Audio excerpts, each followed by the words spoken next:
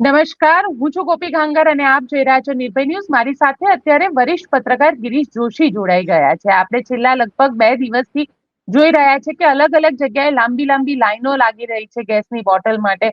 ક્યાંક લોકો એટલા બધા ડરી ગયા છે કે પેટ્રોલના કેરબા ભરીને બેસવા લાગ્યા છે. અને ઈરાન, ઇઝરાયલ અને અમેરિકા વાળું જે આખું યુદ્ધ ચાલી રહ્યું છે, એ યુદ્ધના કારણે જે સંકટ છે હવે થોડું વધારે જ ગહેરાઈ રહ્યું છે. સરકાર કહી રહી છે કે જથ્થો અમારી પાસે પૂરતો છે, ચિંતા કરવાની જરૂર નથી. પણ ગિરીશભાઈ, આપની પાસેથી સમજવું છે કે ખરેખર આ લોકોનો ભય છે કે પછી સરકાર પાસે વ્યવસ્થા જ નથી? વાઘ આવ્યો રે વાઘ જેવી પરિસ્થિતિ આપણે આગળ ડિસ્કસ કરી કે અછત તો તમારા સ્વભાવથી જ પેલા ઊભી થશે. આજે તમે આમથી આમ તો નાખી દો કે 2 દિવસ પેટ્રોલ નથી મળવાનું, તો 2 લીટર ભરાવો, 50 લીટર ભરાવી અને શોર્ટેજ અમે ક્રિએટ કરી દે. માર્કેટ તમારા જે લોકલ મેસેજ થી આવે છે એ આવે છે. તમારે સરકારની ભૂલ એટલી છે કે એનું કોઈ ટ્રાન્સપેરન્ટ મેસેજ નથી આવતો. જે પણ વિરોધ પક્ષ બોલી રહ્યું છે કે પબ્લિક બોલી રહી છે, કારણ કે મીડિયાનો તો કોઈ રોલ છે જ નહીં. એમને તો બધો માસ્ટર સ્ટ્રોક જ દેખાડવાનો છે કે જો કઈ ગડબડ થશે તો આપણી સરકાર હમણાં તેલના કુવા બનાવીને એમાંથી કાઢી લેવાની છે. આજે પરિસ્થિતિ ઊભી થઈ છે, એના તમારી પાસે રસ્તા શું છે એ સરકારને આપી અને જાણ કરવી પડે. હવે અત્યારે તમે કન્ટીજન્સી ફંડ ડિક્લેર કરીએ છીએ કે ભાઈ જો કઈ અછત થઈ તો એ પૈસાથી તમારું શું થશે? તમારી પાસે પ્રેક્ટિકલ રસ્તો શું? હવે એની અંદર તમે એક ચીજ જુઓ તો સરકારને હજી પણ પોતાની જે લોબી છે એને કેવી રીતે પ્રોટેક્ટ કરવી છે એના હું તમને દાખલા આપી દઉં. 2011 ની અંદર મુંબઈ દિલ્હીની અંદર રાજધાની એક્સપ્રેસમાં ગેસના સિલિન્ડરમાં પેન્ટ્રી વાપરાતા, ત્યાં સિલિન્ડર ફાટ્યા હતા અને ભયંકર આગ લાગી હતી. 2013 સુધીમાં ગવર્મેન્ટે એવું નક્કી કર્યું કે આપણે ઇન્ડક્શન સ્ટવ જ વાપરવાના છે. અને આજે તમે રેલવેના તમામ સ્ટેશનો ઉપર જુઓ તો સિલિન્ડર બેન્ડ છે, ત્યાં ઇન્ડક્શન સ્ટવ ઉપર જ બધું બનાવવામાં આવે છે. હવે ઇન્ડક્શન સ્ટવ તમારો ઇલેક્ટ્રિક ઉપર ચાલે છે, એને કોઈ જાતની બીજી કોઈ તમારી સપ્લાયની જરૂર નથી. ઇલેક્ટ્રિકલ શોર્ટેજ તમારી પાસે છે નહીં. તો તમે જે 2013 ની અંદર કમ્પ્લીટ ઇન્ડક્શન સ્ટવ પર કર્યું, તો તમે જેમ સોલારને પ્રમોટ કરવા માટે સોલાર કુકર બનાવ્યા હતા, એના 50% સબસિડી આપતા હતા. આજે સારી સારી નાની નાની કંપનીઓ ઇન્ડિયાની અંદર સારા સારા ઇન્ડક્શન સ્ટવ બનાવી રહી છે. તો એને પ્રમોટ કરવા પહેલી જ ગવર્મેન્ટે જાહેરાત કરી હોત કે અમે 50% સબસિડી તમે ઓલ્ટરનેટ કરો. પણ ઈ કરવાથી પછી ઇન્ડક્શનની ટેવ પડશે તો અડાણી ગેસ ઉપર પ્રેશર આવી જશે. આ સીધી ગણતરી. એટલે તમારી જે કંપનીઓની સપ્લાય જે છે, મેજોરિટી તમારા સિટીમાં 85% તમારે પાઇપલાઇનથી જ ગેસ આવી રહ્યું છે, સીએનજી. હવે એલપીજીમાં તો જે ગામડાઓમાં રહ્યા, પછી તમે પ્રધાનમંત્રી ઉજ્જવલા યોજનાની અંદર સીએજી નો રિપોર્ટ જુઓ તો કરોડો રૂપિયાનો કૌભાંડ છે કે કેટલા માણસો આમથી સબસિડીઓ લઈ લીધી છે.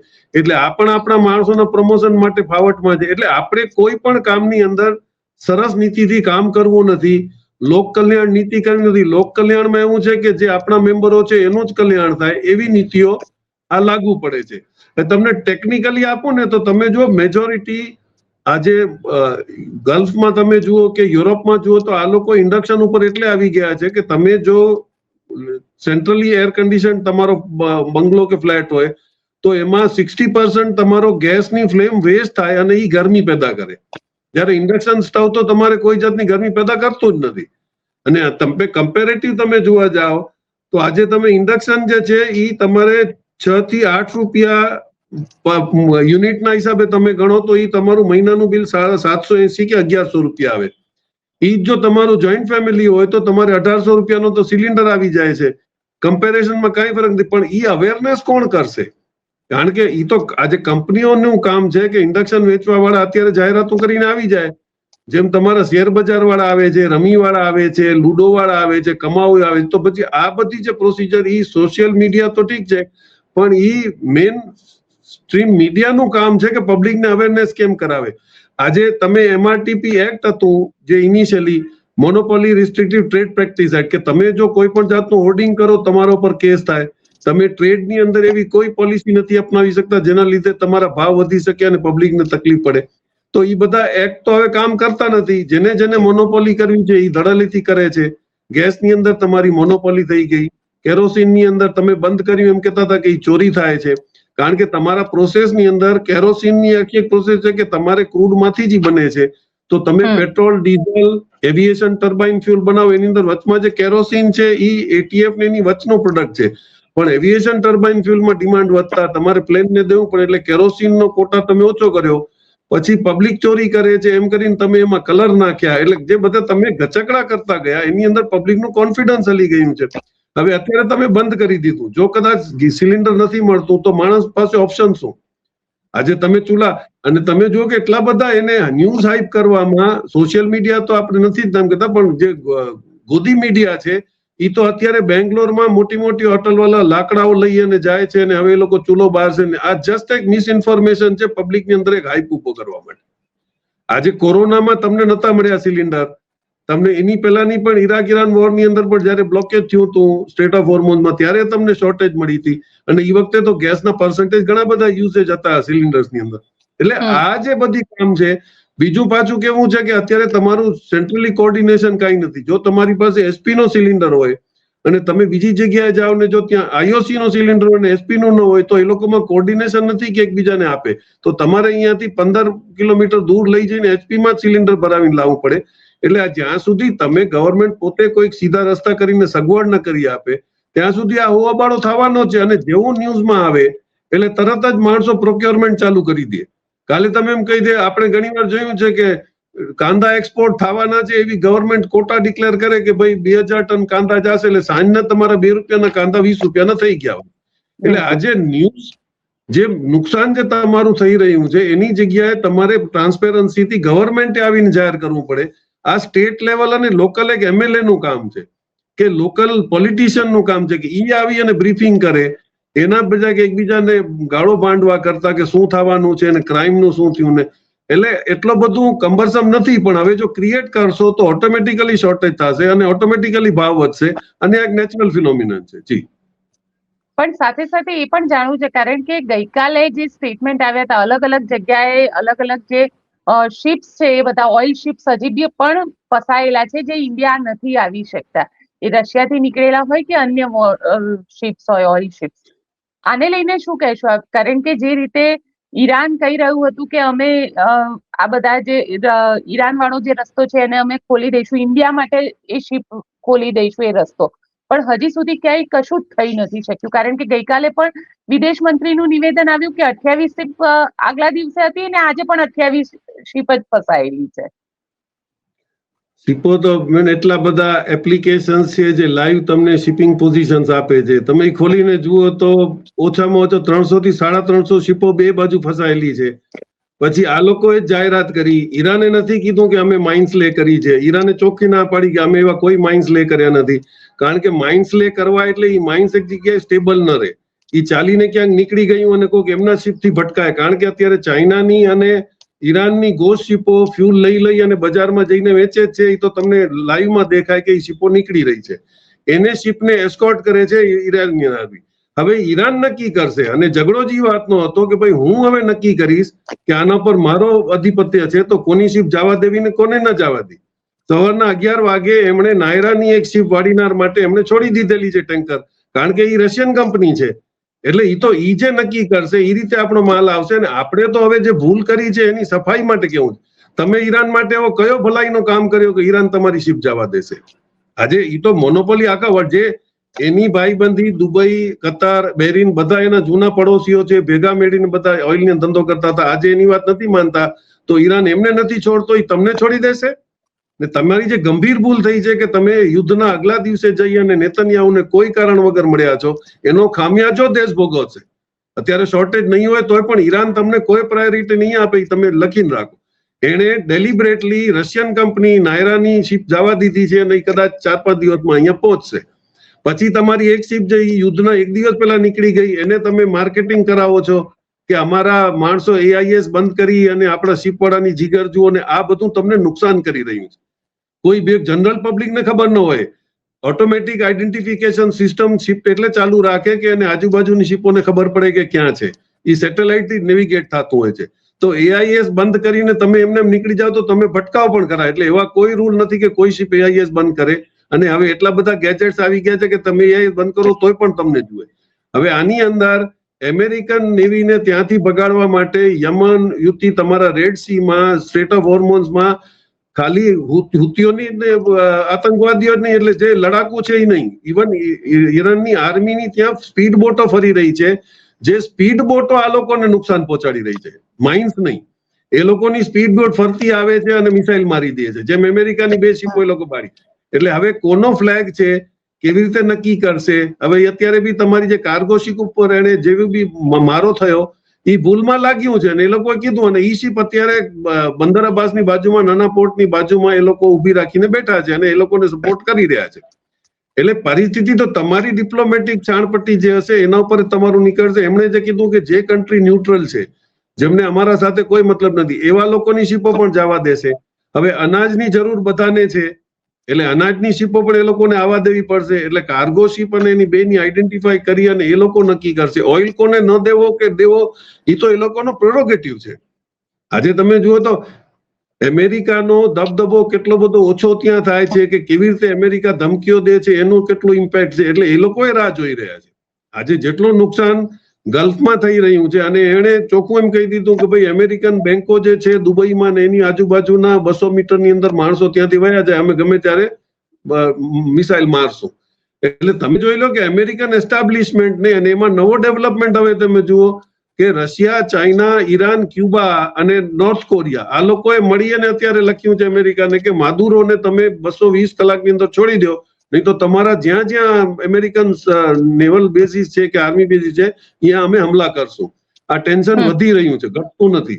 પણ આ બધી સિચ્યુએશનની અંદર આપણી હોશિયારી એટલી હતી કે જો આપણે સંબંધ ન બગાડ્યા હોત તો ઈરાન હંમેશા આપણને તકલીફમાં કામ આવે છે, આપણે પણ ઈરાનને કામ આવે.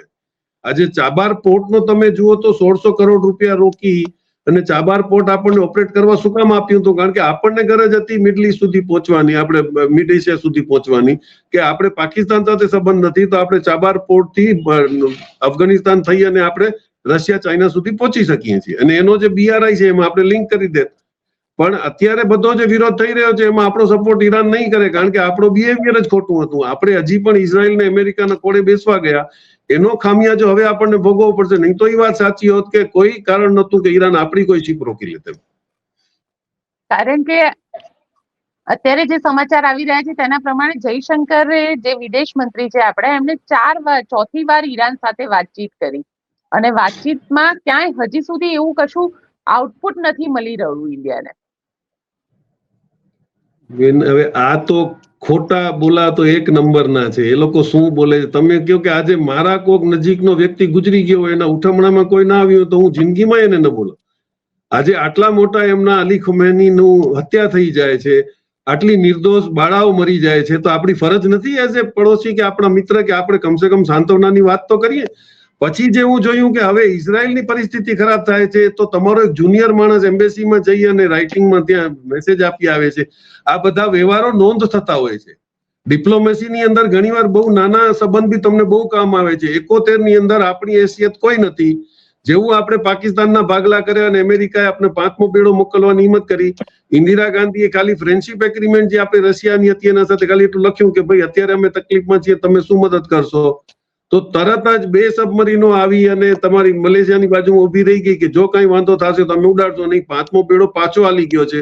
એ હિસ્ટ્રીની અંદર નોટેડ છે. તો તમે જે સંબંધો રાખતા હો, જો તમને જરૂર બગાડવાનું, પણ તમારા મગજની અંદર તમને તો ઇઝરાયલ જ થવાનો જે ભૂત છે મગજમાં, કે જેમ ઇઝરાયલ મિડલ ઈસ્ટને દબાવીને બેઠું છે એમ તમે પણ અહીંયા મિડલ ઈસ્ટ થાઓ. તમે ચાઇનાથી સંબંધ ના સારા કર્યા. તમારે આજે મને કહો તમારો કયો પડોશી છે જેના સાથે તમારા સંબંધ સારા છે? અને એમાં તમને એક નવી વાત કરી દઉં કે આપણા પડોશની અંદર એશિયાનો 25% ગેસ બનાવવા વાળો મલેશિયા કન્ટ્રી છે. એશિયાની અંદર 25% ગેસ મલેશિયા પાસે છે. એ કોને એક્સપોર્ટ કરે છે? સાઉથ કોરિયા, થાઈલેન્ડ, ચાઇના અને જાપાનને. પણ તમારો અભિમાન, તમારો ઘમંડ, તમારી જૂની ભૂલો એ તમને મજૂર નહીં કરે કે અત્યારે તમે જઈને મલેશિયાથી મદદ માંગો. એટલે આ તમારી ડિપ્લોમસી છે જે દેશને બરબાદીના કદર ઉપર લઈ જાય. તમારી પોલિસી નહીં કે તમારી આવડત નહીં. અને પેટ્રોલમાં જેમ આપણે લાસ્ટ ટાઈમ વાત કરી હતી કે 45 દિવસનો બફર સ્ટોક બધા પાસે હોય, એટલે 45 દિવસ પછીની તમને ચિંતા કરવાની. એની બદલીમાં તો તમે તમારા મિત્રોને ભાવ વધારવાનું જ કહી દીધું. અત્યારે જે તમે માલ વાપરો છો એ તો તમારા બફર સ્ટોકનો છે, અત્યારે ભાવ શું કામ વધારો છે? એટલે પબ્લિક બોલવાની નથી, એટલે પબ્લિક હેરાન થાય. એને જ લાગે છે જો તમારામાં બોલવાની તેવડ ન હોય તો તમારે ગુલામી સહન કરી લેવી પડે, કારણ કે બોલતું કોઈ નથી. જે પ્રેક્ટિકાલિટી છે, આજે હું સરકારને એ કરું કે તમે ઇન્ડક્શન સ્ટવ ઉપર 50% સબસિડી જાહેર કરો, તમને કાલે ગેસની જરૂર જ નહીં પડે. આજે ચાય વાળાને બધા તમારા રેલવેના તેટલા 6 લાખ સ્ટેશનો છે, બધા ઉપર જો તમે ઇન્ડક્શન ઉપર આખો તંત્ર ચલાવી શકો છો, તમારી પેન્ટ્રી કાર રેલવેની અંદર, અને આ 1700 થી તમને વધારે સારામાં સારો પ્રેસ્ટીજનો 3500 માં મળશે. અને જો તમે ઇન્ડસ્ટ્રીયલ સ્ટવ લેવા જાઓ, જેમ હોટલ વાળા અત્યારે કહે છે કે તમને ઇડલી સંભાર નહીં મળી, ખોટા છે. 5 સ્ટાર હોટલોમાં આગ ન લાગે એટલે અને સિક્યુરિટી પ્રોવિઝનની અંદર બધી મેજોરિટી હોટલની અંદર ઇન્ડક્શન સ્ટવ જ વપરાય છે, ગેસ નહીં. તો એ જો તમારા 39,000 50,000 માં જો એ 4 મોટા ઇન્ડસ્ટ્રીયલ સ્ટવ તમને મળી શકતા ઇન્ડક્શનના, તો તમે શું કામ નથી વાપરી શકતા? એટલે ખોટી જાહેરાતો કરવી, ખોટો એક હવો ઉભો કરવો. અને આપણે સબ્જી માર્કેટમાં હંમેશા જોયેલું છે કે ગમે ત્યારે કઈ શોર્ટેજ થાય એટલે ભાવ ઉછાળવા માટે ગમે એક જણો મેસેજ દઈ દે. એટલે આજે બધી ગાબાચોરી ચાલી રહી છે, એમાં તમારી શોર્ટેજ પોતે જ આપણે ઊભી કરશું અને આપણે જ હેરાન થશું.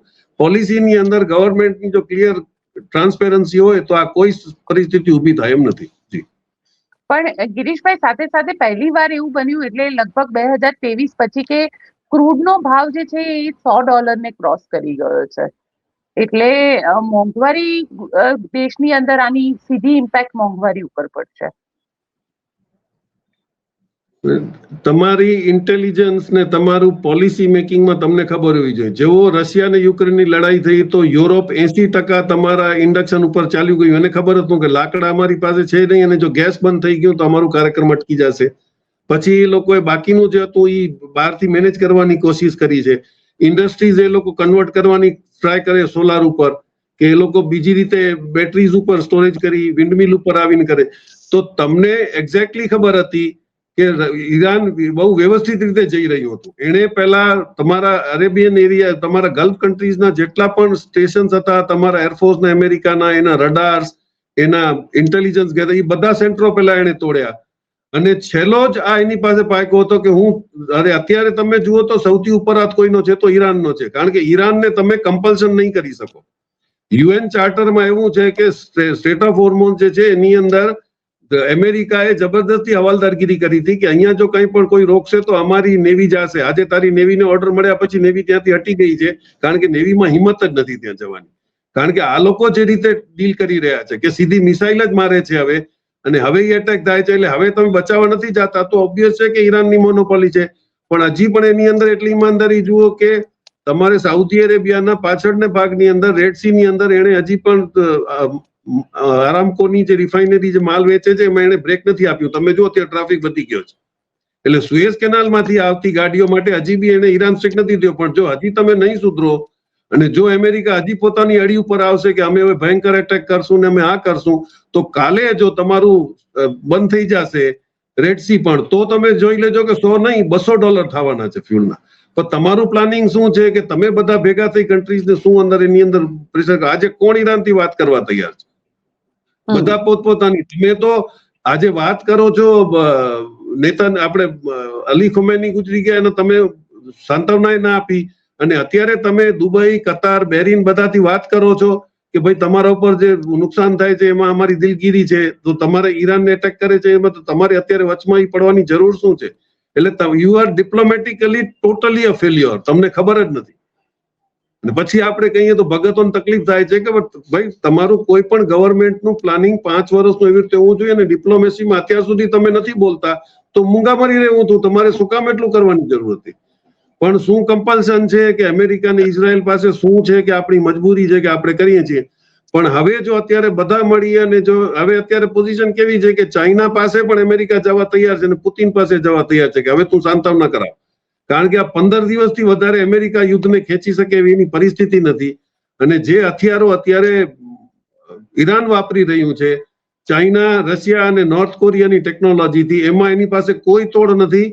કારણ કે તારા જેટલા પણ તમારા આયરન ડોમ છે કે એરો છે કે ડેવન્ટ સ્લિંગ છે, એ જે એને બનાવ્યા હતા કે 100% અમારા બધા મિસાઇલો અમે ઉડાડી દેશું, એની સામે તમારા જે અત્યારે સાઇડ ડ્રોન ચાલે છે એ પ્લાસ્ટિકના અને લાકડાના બનાવેલા છે.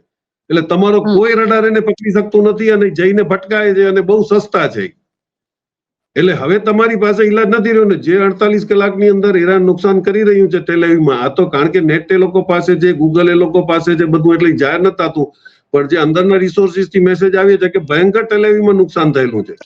એનું તમને કારણ કહી દઉં કે હમણાં જે પરિસ્થિતિમાં બદલાવ થયો કે હું રેગ્યુલરલી રડાર 24 માં આ લોકોના મુવમેન્ટ વોચ કરતો કે ભાઈ અમેરિકન પ્લેન્સ પેલા જે સાઉદી અરેબિયામાંથી આવી અને ફરતા હતા એ સાઉદી અરેબિયા એ લોકોની એરસ્પેસ બંધ કરી. જોર્ડન ઉપરથી આવે છે પણ જોર્ડન ન્યુટ્રલ છે.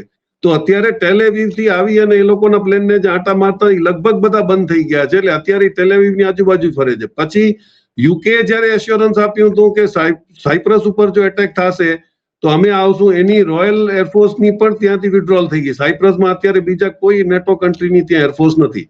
એટલે પ્રેશર અમેરિકા ઉપર ભયંકર છે. ઈરાને કહી દીધું છે કે હવે કોઈ કોમ્પ્રોમાઇઝ નહીં થાય, તમે શરૂ કર્યું અને તમે કરશું. એટલે પરિસ્થિતિ 10-15 દિવસની અંદર 100% સુધરી જશે. પણ પછી આપણા સાથે ઈરાનના સંબંધ કેવા રહેશે અને આપણને કેવી રીતે માલ લેવા આપશે ને આપણને કોઈ પ્રાયોરિટી આપશે કે નહીં, એ આપણી સંબંધ ઉપર નિર્ભર કરશે. એટલે હવે અત્યારે કોઈ પેટ્રોલ કે ડીઝલ સસ્તું થવાની આશા તો છે જ નહીં. પણ તમે લોકો જ્યાં સુધી બચાવી શકો છો, તમારા ઈવી વ્હીકલ્સ છે એની પ્રાયોરિટાઇઝ કરો, એનામાં તમે બધા કરો, તમે ઓલ્ટરનેટ ગોતવા માંડો, તો ઓબ્વિયસ છે કે એની અંદર રસ્તા તો નીકળશે. તકલીફો તો ઇનિશિયલી આજે આપણને એવું લાગે છે, આજથી 10 થી 20 વર્ષ પહેલા પણ તમારે સિલિન્ડર 15 દિવસ પહેલા બુક કરવા પડતા હતા, તમને તાબડતોબ ન મળતા. અને ઘણી વાર એવું થતું કે તમારી ડેટ ઉપર પૂરું થઈ ગયું, તમને સિલિન્ડર અઠવાડિયા પછી મળે. એટલે એવું કઈ નથી કે રાતોરાત ટેકનિક બદલાઈ ગઈ. સિલિન્ડરની કેપેસિટી તમારી ઘણી બધી વધી ગઈ છેલ્લા 5 થી 10 વર્ષમાં. જ્યારે તમે પાઇપલાઇન થી ગેસ ચાલુ કર્યું તો એ બધા સિલિન્ડરની કેપેસિટી છે તમારી પાસે. પણ હવે તમે એને કેવી રીતે રસ્તા કરી અને પબ્લિકના જનહિતમાં કોઈ એક્શન લેવાના છો, એ સરકાર ઉપર નિર્ભર છે.